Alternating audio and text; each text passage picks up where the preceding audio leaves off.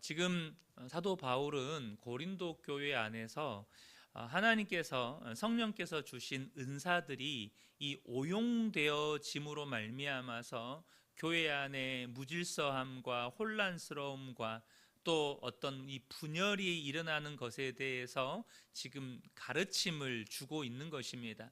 그러니까 성령께서 우리에게 주신 은사 또한 말씀의 원리, 말씀의 가르침을 따라서 사용되어질 때 교회의 덕이 되어지고 교회를 세우는 그런 은사로 쓰임 받을 수 있다는 것이죠.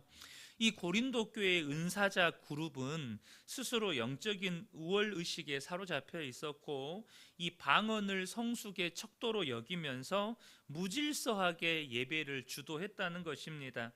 이에 바울은 오늘 본문에 이사야 28장을 인용하면서 역사적으로 알아듣지 못하는 이방 언어는 불순종한 이스라엘을 향한 심판의 표적이었다는 사실을 떠올려 줍니다. 21절에 보면 율법에 기록된 바, 이것은 이사야 28장의 말씀을 인용하는 거예요.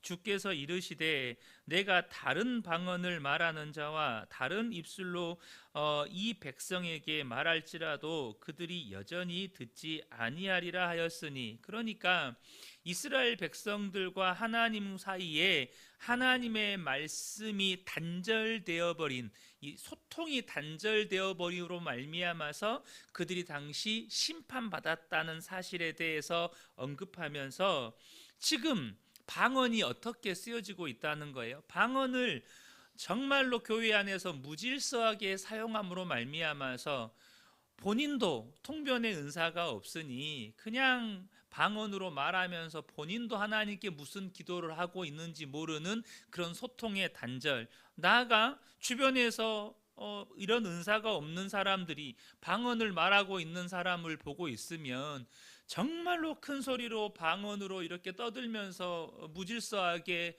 이렇게 기도를 하는데 듣는 성도들도 저게 뭔 소리인고 하면서 교회 안에 소통의 단절이 일어났다는 것입니다. 그래서 본문에서 바울은 다시 한번 이 지성, 생각의 성숙함을 촉구하면서 방언보다 불신자들을 회개하게 해서 하나님을 발견하게 하는 예언의 가치를 강조하고 있는 것입니다. 방언이 불필요하다, 방언을 하면 안 된다, 이 말이 절대 아니라는 것입니다. 여러분, 참 은사, 성령께서 우리에게 주신 은사는요, 우리를 지혜롭게 하고 장성하게 합니다. 그래서 바울이 20절에 이런 말씀을 하는 거예요. 형제들아, 지혜에는 아이가 되지 말고 악에는 어린아이가 되라, 지혜에는 장성한 사람이 되라, 이 말씀을 하는 겁니다.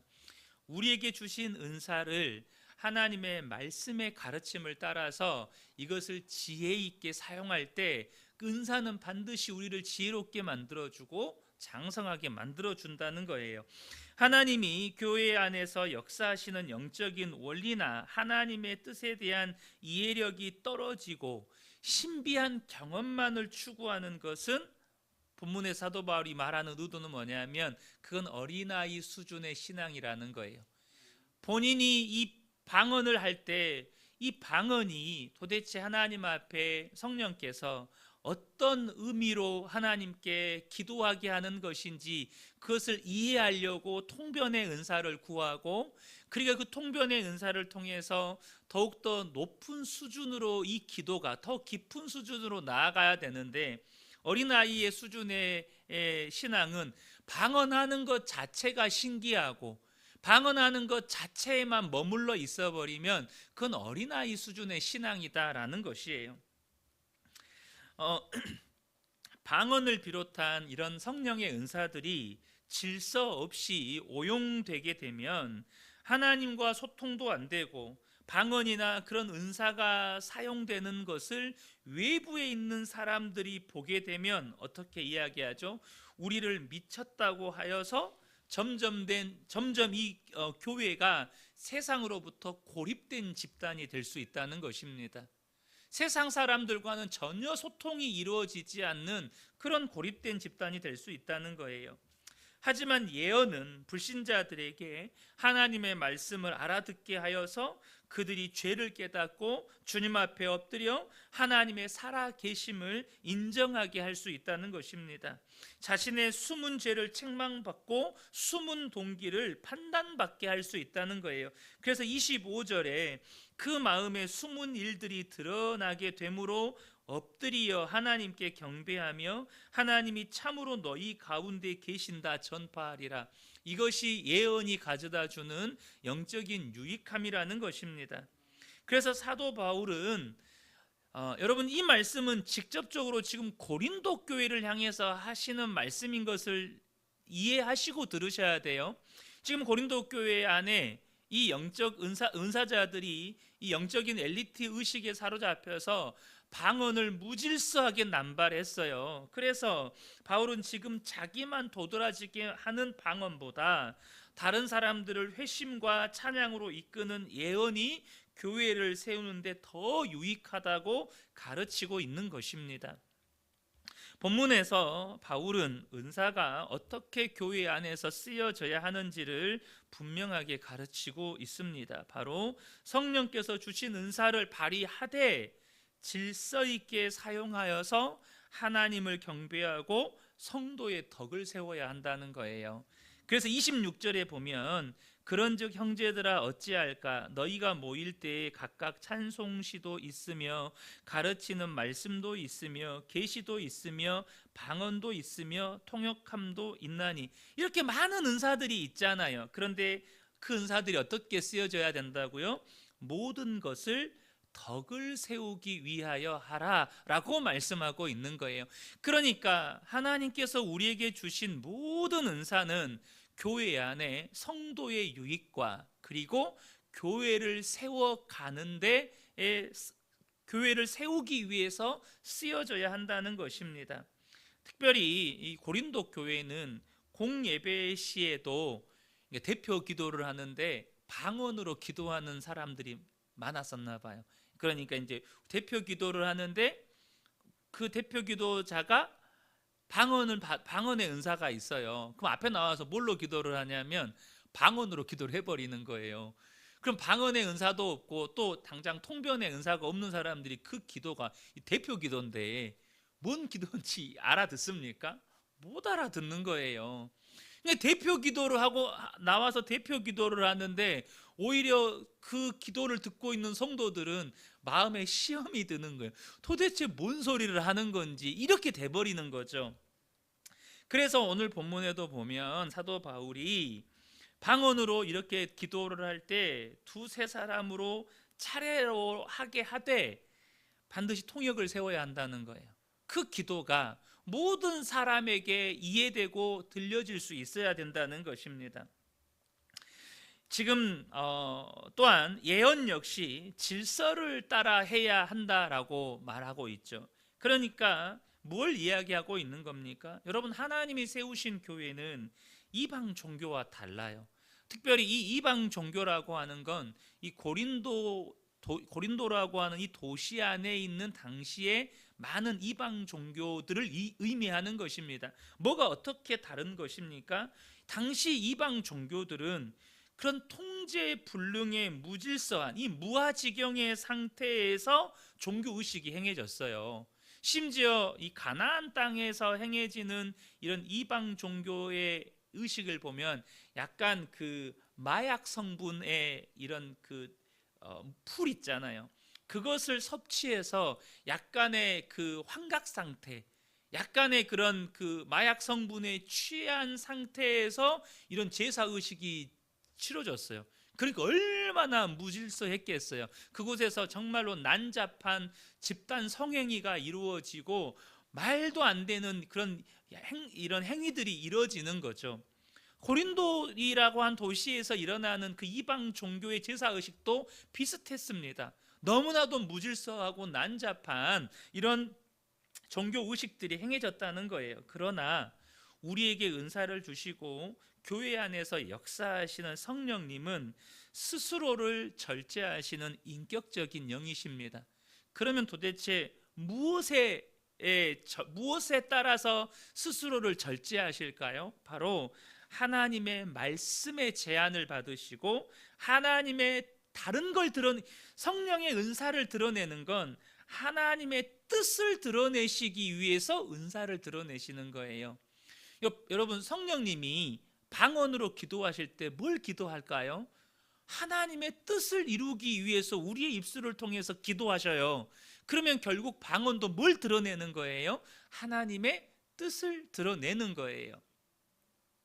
여기에 제한을 받는다는 거예요. 그래서 32절 33절을 보면 예언하는 자들의 영은 예언하는 자들에게 제재를 받나니 하나님은 무질서의 하나님이 아니시요 오직 화평의 하나님이시니라.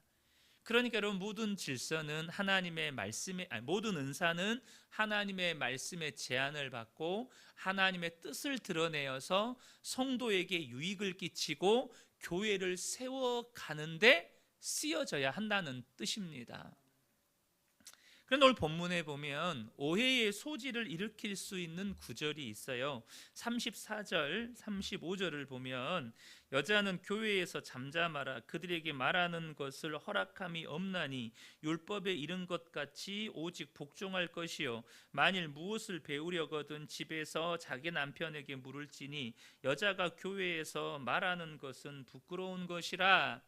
여러분, 이 부분에 대해서 좀 약간의 오해의 소지가 있는데 다시 한번 말씀을 드리지만 이것은 이 고린도 교회에서 일어나고 있는 무질서함, 고린도 교회에서 일어나고 있는 이런 영적인 말 그대로 이런 방황, 영적인 이런 무질서함에 대해서 사도 바울이 가르치는 거예요.